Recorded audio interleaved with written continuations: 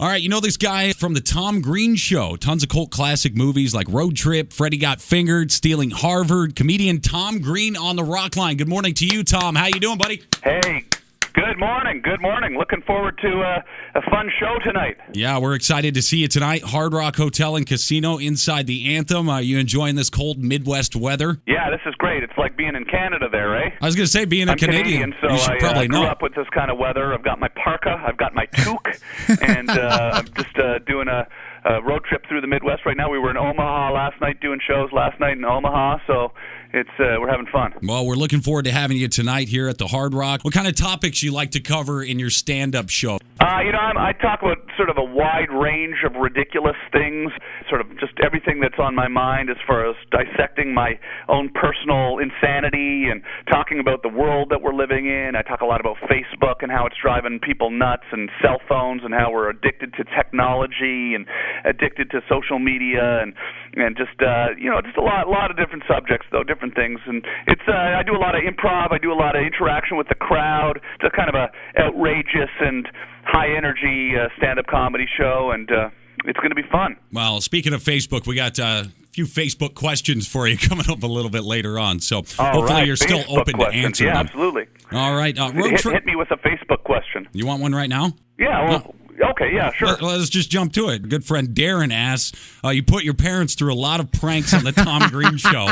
Have they forgiven you yet, or do you still prank them to this day? Yeah, I've stopped pranking my parents. They definitely have forgiven me. They were the victims of a lot of the practical jokes and video hijinks back in the day on MTV, but we had a lot of fun doing it. My parents are glad that I'm on tour right now and not barging into their bedroom in the middle of the night with a video camera. Now, do I remember right? Did you bring Monica Lewinsky to your parents' house at one point? Yeah, we did. We did. We showed up in the middle of the night. That was actually the last prank we did. We walked into their bedroom at 4 o'clock in the morning with Monica Lewinsky, and my dad sat up and said, "Oh, hey, Monica, how you doing?" And I knew at that point that he was just unfazed by anything, so we sort of stopped pulling the pranks after that. But the early ones were the best, the ones where I painted pornography on their car, and they, of course, woke up in the morning and couldn't take the car to work because it had all this outrageous pornography on the car.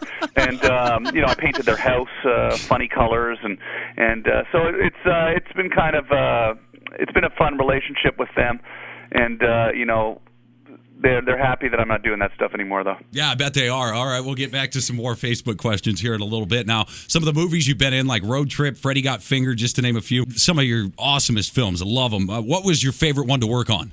My favorite would have to be probably Freddy Got Fingered, just because I wrote and directed that one, so it was kind of the whole process of making it was just completely crazy. Fun having that kind of crew and that budget to go, hey, let's make the most insane movie we can come up with. And so that was cool. I also loved Road Trip. That was fun making that one. It was a lot less, of an undertaking for me. I just basically was shot on that movie for a couple of weeks and stuck a mouse in my mouth, and that was about it. But it was hilarious doing that because I was working with Todd Phillips on that movie, and he went on to direct the Hangover movies, and that was his first big feature film, and it was pretty cool to be there and see him at work. He's an incredible guy, and so it was a lot of fun. All right, speaking of Road Trip, let's get back to another Facebook question because there is one that pertains to Road Trip. Scott wants to know how the mouse tasted and how many takes did it take to get that scene right.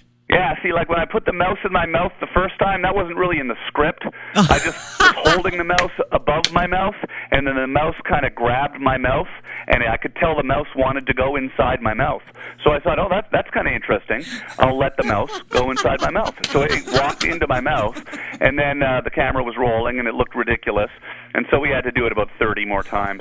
And what did it taste like? It tasted a little bit like pee and poo.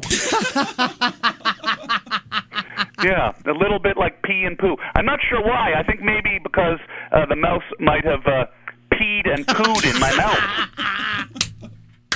I think that happened, actually. I'm not sure. It was like a salty stream dribbling down the back of my throat at one point. I thought, that seems kind of odd. But, it's no big deal. I mean, they just eat grain, really. There's nothing wrong with it. It's completely fine. I'm healthy. Nothing happened. There was no side effects. Did you have any idea that these movies were going to take off so much? Like, in particular, like Road Trip and Freddy Got Fingered, they have become iconic and cult classics in a way. I mean, you still see Freddy Got Fingered running to this day on television. Well, it's funny. Like, Road Trip came out first.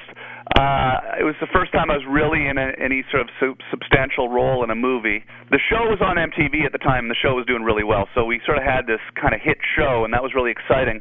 I didn't know what was going to happen with the movie. Then the movie came out and was a really big hit. Freddy Got Fingered, when it came out, it wasn't greeted with the same kind of response that Road Trip was. It was a shocking movie. Roger Ebert gave it a horrible review. I mean, people were kind of angry about how ridiculous and crazy it was. But then it was sort of like a slow burn, that one. Over the course of the last 10 years or so, people have discovered Freddy Got Fingered, and have sort of, a lot of people have really fallen in love with the insanity of that movie. So you never know what's going to happen when you put a movie out, if it's going to be something like Road Trip where it just takes off right away, or whether it's something like Freddy Got Fingered where you get some bad reviews and 10 years later everybody's telling you that it's their favorite movie. It doesn't really, there's no rhyme or reason to it, Oh, I still watch Freddy Got Fingered and Road Trip to that effect Yeah. every time it's on TV. Now, our buddy Andy Monkey Boy Matson over here has a question for you. Yeah, you had a great part in SwearNet, which I believe just came out on DVD not that long ago, right? Yeah, that's right. Yeah, you saw SwearNet. Yeah, I did. Just came out. That's with the Trailer Park Boys from Canada. Yeah. And it figures that a guy named Andy Monkey Boy Manson would be bringing up SwearNet. Right? Yeah, I had a lot of fun. The Trailer Park Boys are Canadian legends, and they asked me to be in their movie this year, and it was a hilarious time making it, and it was a lot of fun. You had some great parts in that movie, I got to say. It was just a great movie, and probably the most swearing I've ever heard in one movie. Yeah, I think they say it's the most F-bombs dropped in a movie ever in all time. It beat The Wolf of Wall Street. Yeah. Like, clearly. All right, Tom's going to hang on the rock line. More with Tom Green on the way next on Z98. Comedian Tom Green is on the rock line with us right now. We were talking about how shocking your style of comedy was when it first came out. So it kind of leads to the question of all the Adult Swim shows that are going on right now, such as like the Tim and Eric Awesome Show or the Eric Andre Show. You were kind of the original OG, I guess, as you could say it, the original gangster when it came to that type of comedy. Tick you off that they're stealing your comedy, or is that kind of a compliment to you? I don't look at it like there's any sort of theft going on. I just think that there's a lot of like-minded goofballs out there in the world, and I'm friends with Eric Andre, and Tim and Eric have done my internet show, and Eric Andre's done my show. I've been on his show. I love their shows. I think they're the funniest things on TV right now. So, Eric Andre is hilarious, and I was on a season finale last year, and we destroyed the set, which was something that I used to do on my show. And Eric openly acknowledges that he got this destroy the set idea from watching my show when he was growing up. So it's kind of cool. I laugh so hard that I cry every time I watch the Eric Andre show. It's absolutely insane. Just love it. Now you're also a TV host. Just wrapped up your third season on Access TV. What has been your favorite guest to interview so far? It's hard to say a favorite guest, but because I've had a lot of great ones, and I really like everybody. Every time we finish a show, I always say, "Oh, that was the best show." We always sort of really enjoy our conversations we have on Access TV. I mean, it was pretty incredible to get to interview Dan Rather for an hour, or Larry King, just because they're such legends. But, I've had a lot of legendary guys on the show. I had Carl Reiner and Dick Cavett on the show. Yeah. Wow. And I've had some of the people that just really make me laugh, like Andrew Dice Clay, or Norm Macdonald, or Harland Williams, or Bill Burr. Or Steve Carell. Yes. They've all came and did the show this year, and it just sort of was such a privilege to be able to sit with these guys for an hour and just let them be funny. And when I'm interviewing people, I just sort of sit back, I ask questions, and I sit back and I just listen and laugh. So it's a fun show to do. Yeah, I think that Dan Rather episode has got to be pretty much on the tops of my list of my favorite interviews from your show. You guys chomped on chaw for pretty much the whole interview. Dan was apparently an expertise in chaw chomping. Who knew that? But did you have to puke your guts out after that interview?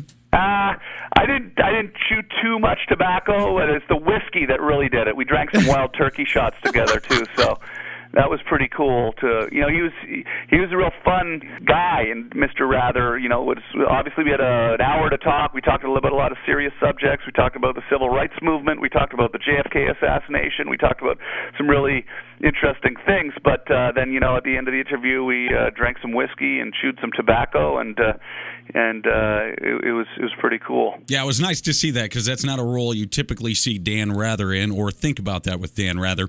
Lots of comments on Facebook about asking him if he wants some sausage. How often do you get that on the road, and does that just annoy the hell out of you? No, it doesn't annoy me. I love it when people do that. It's hilarious. Like there's certain buzzwords people remember and things, songs they remember from the show.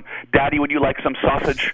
Is a big one from Freddie Got Fingered that people always reference, or the Bum Bum song. Yes. My bum is on the cheese. My bum is on the cheese.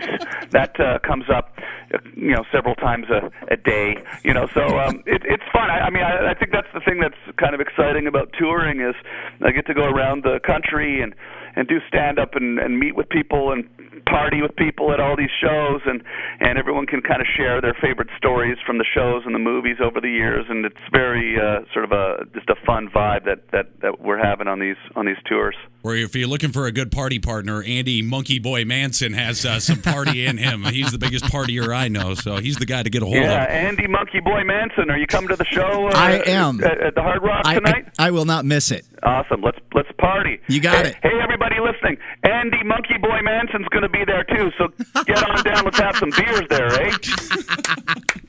Definitely. You can keep up to date with everything going on with Tom Green at tomgreen.com. Such an honor to talk to you. Cannot wait for the show tonight. You get your tickets at hardrockcasinossioux-city.com, or you can jump in there to the Hard Rock box office there. Thank you so much for your time. We appreciate it. It's an honor to talk to you, sir. Yes. Thank you, man. See you tonight. See ya. Let's party.